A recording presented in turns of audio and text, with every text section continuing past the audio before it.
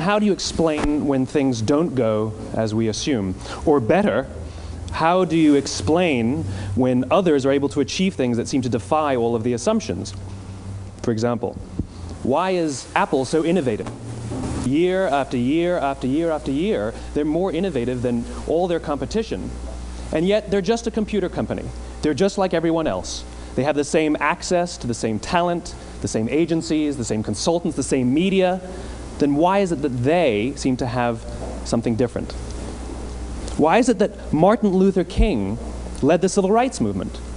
He wasn't the only man who suffered in a pre-civil rights America, and he certainly wasn't the only great orator of the day. Why him?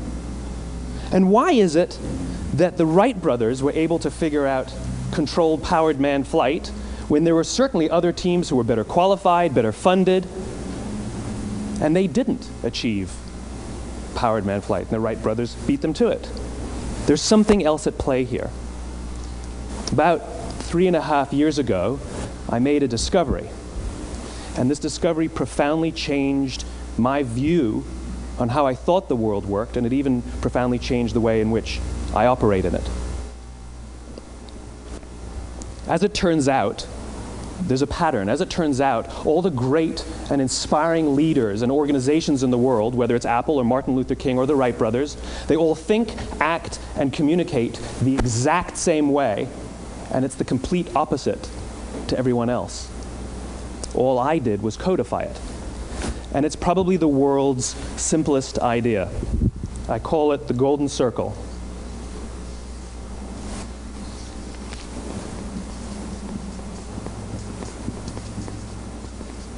Why, how, what? This little idea explains why some organizations and some leaders are able to inspire where others aren't. Let me define the terms really quickly.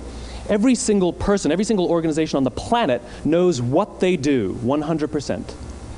Some know how they do it, whether you call it your differentiating value proposition or your proprietary process or your USP. But very, very few people or organizations know why they do what they do. And by why, I don't mean to make a profit. That's a result. It's always a result. By why, I mean what's your purpose? What's your cause? What's your belief? Why does your organization exist? Why do you get out of bed in the morning? And why should anyone care? Well, as a result, the way we think, the way we act, the way we communicate is from the outside in. It's obvious. We go from the clearest thing to the fuzziest thing. But the inspired leaders and the inspired organizations, regardless of their size, regardless of their industry, all think, act, and communicate from the inside out. Let me give you an example. I use Apple because they're easy to understand and everybody gets it. If Apple were like everyone else, a marketing message from them might sound like this. We make great computers. They're beautifully designed, simple to use, and user-friendly. Want to buy one? Meh. And that's how most of us communicate. That's how most marketing is done, that's how most sales is done, and that's how most of us communicate interpersonally. We say what we do, we say how we're different or how we better, and we expect some sort of behavior, a purchase, a vote, something like that. Here's our new law firm. We have the best lawyers with the biggest clients. We have, we always perform for our clients, do business with us. Here's our new car. It gets great gas mileage. It has, leather seats. Buy our car. But it's uninspiring. Here's how Apple actually communicates.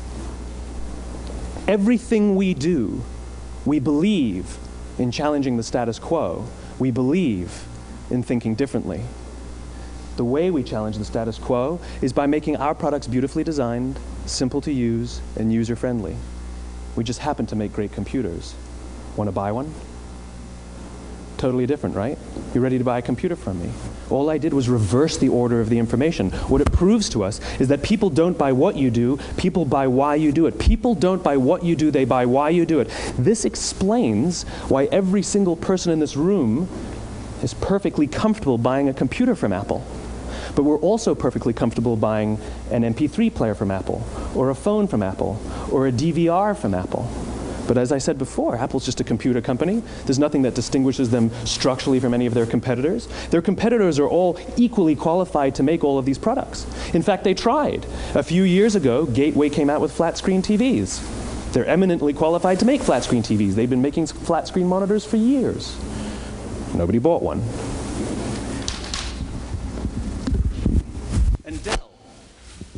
Dell came out with MP3 players and PDAs. And they make great quality products, and they can make perfectly well-designed products, and nobody bought one. In fact, talking about it now, we can't even imagine buying an MP3 player from Dell. Why would you buy an MP3 player from a computer company? But we do it every day. People don't buy what you do, they buy why you do it. The goal is not to do business with everybody who needs what you have.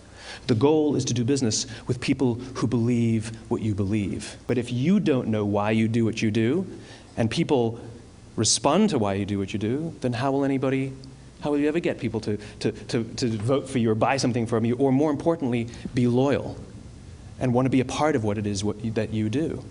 Again, the goal is not just to sell people who need what you have. The goal is to sell to people who believe what you believe. The goal is not just to hire people who need a job. It's to hire people who believe what you believe. I always say that, there's if you hire people just because they can do a job, they'll work for your money. But if you hire people who believe what you believe, they work for you with blood and sweat and tears. In the summer of 1963, 250,000 people showed up on the Mall in Washington to hear Dr. King speak.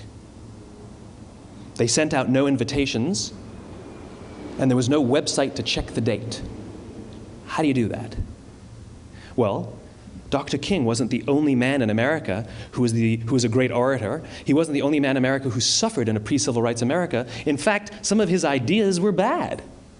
But he had a gift.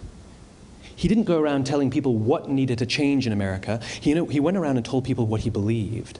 I believe, I believe, I believe, he told people. And people who believed what he believed took his cause and they made it their own, and they told people.